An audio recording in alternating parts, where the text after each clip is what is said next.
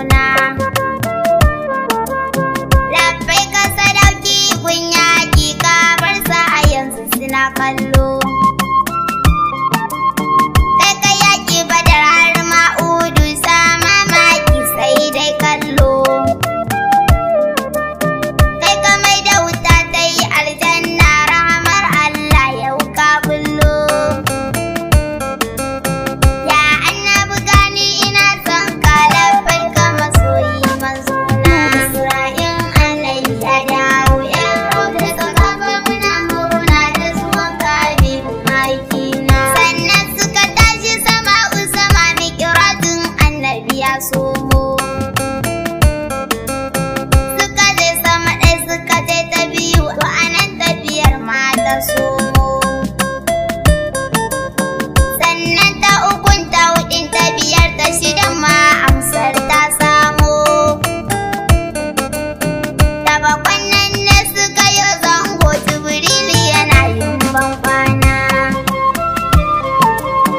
Sannan tafiyar su ba ta ƙare sai muna tafi ga mahaifina.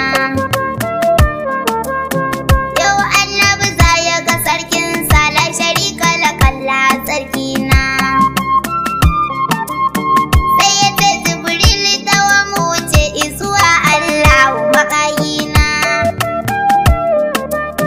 Jibrilu ya ce wannan tafiyar ajiyar Allah take manzona. Isra'in Annabi ya dawo yan roda tsakafa muna murna da zuwan ka Habibu mahaifina. Sai kira izuwa Allahu ya zo ka matso in ganka masoyina. Sai ya sanya mai dukkan nutsuwa ku ji girman annabi manzona. Sai ya je zai tuɓe takalma sai ya je sawo sahabin sona. Sarkakar Allah kake ya Ahmad ya masoyi annabi manzona. Suka yi sirrinsa da sarki na sallah aka ba mu mahaifina.